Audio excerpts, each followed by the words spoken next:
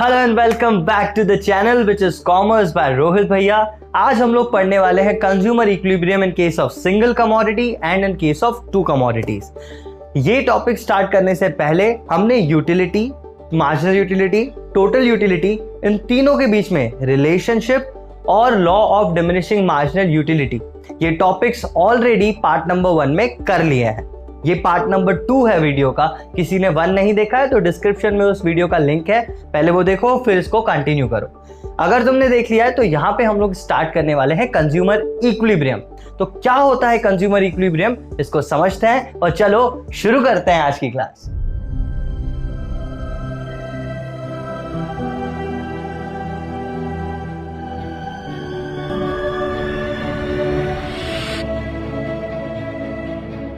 हाँ तो बच्चों शुरू करते हैं हम कंज्यूमर इक्विलिब्रियम के मतलब से। भाई सबसे पहले तो ये समझ ले कंज्यूमर इक्विलिब्रियम का मतलब क्या होता है। तो consumer equilibrium is a situation in which a consumer is having maximum satisfaction with his limited income and he is not intended to change his existing way of expenditure. अब इसका मतलब क्या हुआ, देखो कि मैं ऐसी एक सिचुएशन में पहुंच गया जहां पे मेरी जो जितनी इनकम है मैं उसको इस तरीके से खर्च कर रहा हूं कि मुझे मैक्सिमम सेटिस्फेक्शन मिल रहा है। जैसे समझो जब हम छोटे बच्चे थे तो हमको पॉकेट मनी मिलती थी, 10 रुपए पॉकेट मनी या 20 रुपए पॉकेट मनी मिलती थी। अब मेरे ज़माने में तो 10 ही थी। तो अगर समझो कि 10 रुपए या 20 रुपए तुम्हें पॉकेट मनी मिल रही, अब इस 20 रुपए की पॉकेट मनी को तुम इस तरीके से खर्च करो, I mean, कुछ भी खरीदो तुम 5 रुपए की पानी पूरी खा के आ जाओ, जो 5 की मिलती नहीं आजकल, लेकिन समझो 5 की पानी पूरी खा के आ जाओ। 5 रुपए का तुम कुरकुरे ले लो, जो 10 का मिलता है 5 का मिलता नहीं है। यार ये मैं बहुत कम रेट्स ले रहा हूँ, चलो पर लेने पड़ेंगे। तो 5 की पानी पूरी खा ली तुमने, 5 रुपए का तुमने कुरकुरे ले लिया, 10 रुपए बचे, तुमने 10 रुपए की टॉफीस ले ली। और यार तुमने ऐसे खर्चा किया कि तुम मैक्सिमम सेटिस्फाइड हो, तुम्हें नहीं लग रहा कहीं से भी, तुम्हें लग रहा है तुमने खर्चे 20 रुपए हैं लेकिन तुमने 50-60 रुपए तक का मजा ले लिया उसमें से, है ना। तो इस वाली सिचुएशन को बोलेंगे कंज्यूमर का इक्विलिब्रियम। यानी उसकी इनकम लिमिटेड है, वो कैसे उसको खर्चा करे कि उसको सेटिस्फेक्शन बहुत ज्यादा मिले। तो यहाँ पे consumer equilibrium in case of single commodity हम सीखते हैं। अब यहाँ पे जैसे मैंने तुम्हें एग्जांपल दिया, यहाँ पे एक और एग्जांपल लिया है मैंने। यहाँ पे एग्जांपल लिया है मैंने मैगी का। 10 रुपए का पैकेट आता है मैगी का। समझो रात हो रही है, वो मिडनाइट क्रेविंग्स होती है ना, अब हम कभी कभी जागते हैं तो रात को भूख लगती है तो हम मैगी बनाते हैं। क्यों मैगी बनाते हैं? क्योंकि उस टाइम हमें बहुत कुछ भी बनाना थोड़ा सा ज्यादा एफर्ट लगेगा कुछ भी और बनाने में, लेकिन मैगी बनाने में हमें उतना एफर्ट नहीं लगता और मजा आता है बहुत ज्यादा, है ना। मतलब एटलीस्ट 10 रुपए के पैकेट से तो ज्यादा ही मजा आता है, क्योंकि 10 रुपए का पैकेट शाम को कभी बना के खा लिया तो इतना मजा नहीं देगा जितना रात को 3 बजे बना के खा रहे हैं तो जितना मजा देगा वो, जितना यूटिलिटी वो देगा। समझते हैं। सबसे पहले तो तुम एक बात समझो कि consumer equilibrium in single commodity कैसे आता है, क्या होती हैं उसके टर्म्स एंड कंडीशंस। यहाँ पे 2 कंडीशंस होते हैं। सबसे पहले अपन, ये भी एक तरीके का लॉ ही है, तो उसको कैसे लिखोगे वैसा ही जैसे मैंने पिछले वीडियो में बताया था, इंट्रोडक्शन, यहाँ पे कंडीशंस हैं। तो कंडीशंस के बाद तुम्हारा बनेगा टेबल, फिर बनेगा ग्राफ, उसके बाद बनेगा तुम्हारा ग्राफ और टेबल का एक्सप्लेनेशन और लास्ट में आएगा कंक्लूजन। तो इन पार्ट्स में यहाँ पे कंज्यूमर इक्विलिब्रियम तुम पढ़ोगे, consumer equilibrium in single commodity तुम पढ़ोगे या लिखोगे एग्जाम में, उसको वैसे ही लिखना है। तो सबसे पहले इंट्रोडक्शन की बात करते हैं। तो इंट्रोडक्शन मैंने तुम्हें ऑलरेडी बता दिया, कंज्यूमर इक्विलिब्रियम में एक ऐसी जगह है जहां पे कंज्यूमर अपनी इनकम से ऐसे खर्च कर रहा है कि उसको मैक्सिमम सेटिस्फेक्शन मिल रहा है, और ऐसा ये जो खर्च करने का वे है वो बदलना भी नहीं चाहता, मतलब वो ऐसे ही खर्च करना चाहता है। इसको बोलते हैं कंज्यूमर इक्विलिब्रियम। ये हो गया इंट्रोडक्शन। यहाँ पे होती हैं 2 कंडीशंस हैं। पहली कंडीशन है marginal utility of the commodity, यानी marginal utility of x should be equal to price of x. पहली condition, marginal utility of x price of x के बराबर हो जाए। दूसरी कंडीशन ये है कि marginal utility should be decreasing with consumption of each successive unit, जो हमने लॉ में भी पढ़ा था, law of diminishing marginal utility में। With each successive unit, with consumption of each successive unit the marginal utility should keep on decreasing। तो ये 2 conditions होने चाहिए, ठीक है। तो बिल्कुल सिंपल से कंडीशंस है।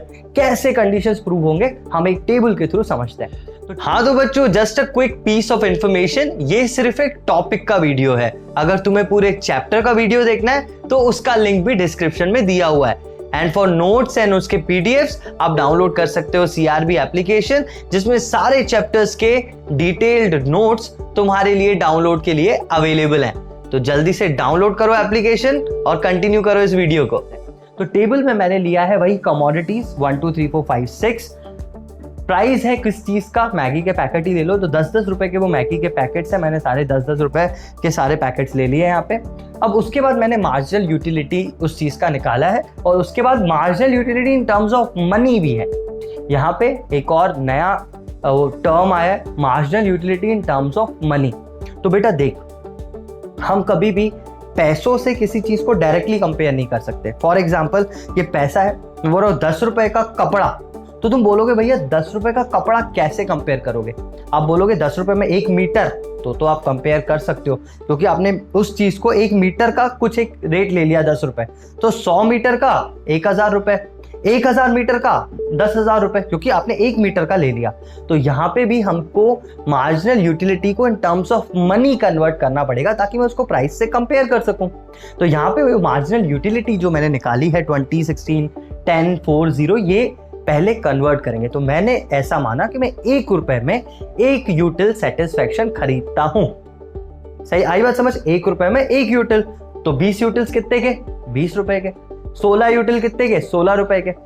ठीक है, कैसे निकालेंगे? Marginal utility upon marginal utility of 1 रुपी।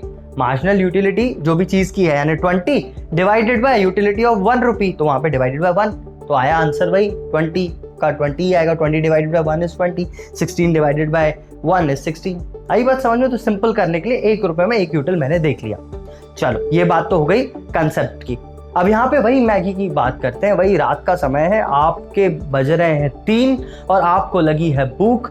आप गए किचन में, आपने एक मैगी का पैकेट उठाया और आपने एक पैकेट बनाया। अब जब आपने वो एक पैकेट बनाया, तब क्या हुआ कि आपने कायदे से तो 10 रुपए खर्च किए, क्योंकि आपने एक ही पैकेट बनाया, लेकिन आपको सेटिस्फेक्शन बहुत ज्यादा मिला। आपको लगा क्या भाई मजा आ गया आज तो, है ना? क्यों? क्योंकि आपने खर्च तो 10 रुपए किए, लेकिन रात के 3 बजे आपको गरम गरम मैगी खाने को मिल रही है, घर वाले सब सो रहे हैं, मजा तो आएगा। सही। तो यहाँ पे मैं मानता हूँ कि 10 रुपए मैंने खर्च किए, 10 रुपए मैंने उस चीज पे खर्च किए, लेकिन मजा आया मुझे 20 यूटिल्स का, मतलब 20 रुपीज का मजा आया, मतलब यूटिलिटी मिली। तो 10 रुपए में मिली आपको 20 रुपए की यूटिलिटी। आप क्या करोगे? एक और पैकेट बनाओगे, क्योंकि आपको मजा आ रहा है यार, आपको यूटिलिटी ज्यादा मिल रही है, तो आप कंजम्पशन बढ़ाओगे। अब दूसरा पैकेट भी खोलोगे, वो भी 10 रुपए का, लेकिन वो 16 यूटिल्स की सेटिस्फेक्शन आपको दे रहा है। उसके बाद आप फिर से तीसरा पैकेट खोलोगे, क्योंकि आपका कंजम्पशन इंक्रीज हो रहा है बेटा, तो आप और करोगे। भूख तो है ही पेट में, है ना? पैसों के हिसाब से अपन देखते हैं, भूख के हिसाब से नहीं, क्योंकि यहाँ कंजम्पशन मैगी, इसलिए मैं भूख की बात कर रहा हूँ। नहीं तो आप नॉर्मल लाइफ में कोई भी चीज अगर आप लोगे तो प्राइस और मार्जिनल यूटिलिटी को कंपेयर करके ही लोगे। तीसरा पैकेट जब आपने खोला, तब आपने 10 रुपए खर्च किए और 10 यूटिल्स का ही उससे सेटिस्फेक्शन मिला, क्योंकि आप ऑलरेडी 2 खा चुके हो, तो तीसरा वाला थोड़ा कम ही सेटिस्फेक्शन देगा, है ना? तो इसने आपको 10 यूटिल्स का सेटिस्फेक्शन दिया। अब यार तुम एक बात बताओ, तुम 3 मैगी के पैकेट खा चुके हो, तुम्हें यूटिलिटी भी उतनी मिल रही है जितनी इससे मिलनी चाहिए थी। अब तुम आगे क्यों जाओगे? तुम्हें पता है कि यार इसके बाद मैं अंदर ही नहीं जा पाएगा इतना मैं बनाऊंगा तो, है ना? मतलब अगर मैंने चौथा पैकेट बना भी दिया तो वो मुझे उतनी यूटिलिटी नहीं देगा। ये एक रैशनल कंज्यूमर समझता है। अब यहाँ पे जो अजम्पशंस अपने law of diminishing marginal utility में लिए थे ना, वो सारे यहाँ पे भी हैं कि प्राइस चेंज नहीं हो रहा कंज्यूमर का, इनकम चेंज नहीं हो रही कंज्यूमर की, कंज्यूमर रैशनल है, वो सारी चीजें देख के करता है, तो ये सब यहाँ पे अप्लाई होता है भाई, है ना? तो यहाँ पे वो बंदा तीसरे यूनिट पे चुपचाप रुक जाएगा। क्यों? क्योंकि उसने तीसरे यूनिट पे मतलब 1 2 3 पैकेट खाने के बाद वो रुक जाएगा। क्यों? क्योंकि वहां पे उसकी दोनों कंडीशंस फुलफिल हो रही हैं। पहली कंडीशन कि यार प्राइस जो है चीज का, मतलब जो भी प्राइस ऑफ एक्स है वो मार्जिनल यूटिलिटी ऑफ एक्स के बराबर हो गया। कंडीशन 1 मीट हो गई। कंडीशन 2 क्या थी कि मार्जिनल यूटिलिटी कम होना चाहिए। कंडीशन 2 तो मीट हो ही रही थी, हर बार हम देख रहे हैं, तो यूटिलिटी कम ही मिल रही है उसको एडिशनल यूनिट से, तो हो गई, दोनों कंडीशंस मीट हो गई, कंज्यूमर आ गया इक्विलिब्रियम में। आई बात समझ में? अगर भाई 4 या 5 या 6 खा लेता तो यहाँ पे उसको उतना सेटिस्फेक्शन नहीं मिलता जितना वो पैसा खर्च कर रहा है। आई बात समझ में? तो मैक्सिमम तो यहीं तक हो गया, इसके बाद वो मैक्सिमम नहीं रहेगा। ये बात समझ में आई? यही था consumer equilibrium on consumer equilibrium in case of single commodity. लिखने का तरीका मैंने तुम्हें ऑलरेडी बता दिया। नोट्स बहुत ज्यादा इंपॉर्टेंट है।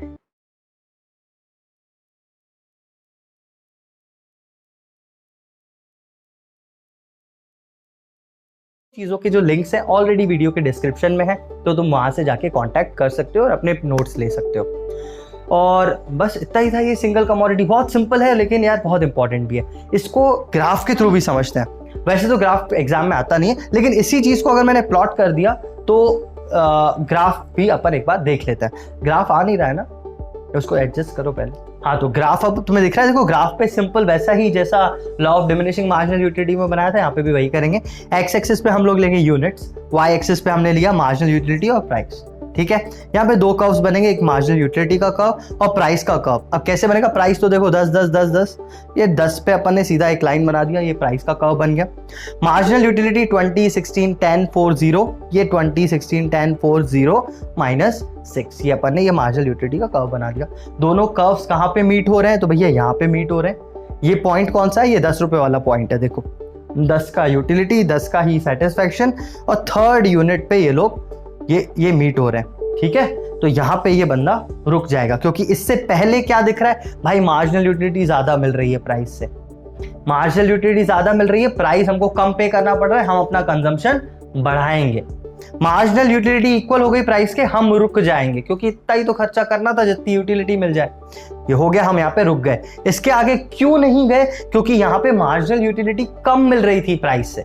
हम जितना खर्चा कर रहे थे उतना सेटिस्फैक्शन नहीं मिल रहा था, इसलिए हमने ये वाला कंजम्पशन नहीं किया। हम थर्ड यूनिट तक कंज्यूम किया और वहां पे रुक गए। यहाँ से भी वही चीज दिख रही है कि ये जो पॉइंट है 0 O E कुछ भी नाम दे दो, इस पॉइंट पे कंज्यूमर इक्विलिब्रियम आ गया, क्योंकि marginal utility of x price के इक्वल हो गई। आई होप तुम्हें समझ में आ गया होगा। इन दोनों का एक्सप्लेनेशन लिखना है और लास्ट में लिखना है कंक्लूजन, और कंक्लूजन रहेगा कि both the conditions of the consumer equilibrium are meeting at point E. दोनों कंडीशंस फुलफिल हो रही हैं, इसलिए कंज्यूमर यहाँ पे सेटिस्फैक्शन, मैक्सिमम सेटिस्फैक्शन में है। तो यहाँ पे कंज्यूमर पहुंच गया सिंगल कमोडिटी के इक्विलिब्रियम पे। आई बात समझ? नोट्स इंपॉर्टेंट है, जैसा मैंने बताया, आपको लिंक्स के थ्रू PDFs मिल सकते हैं, आप वहां से देख लेना।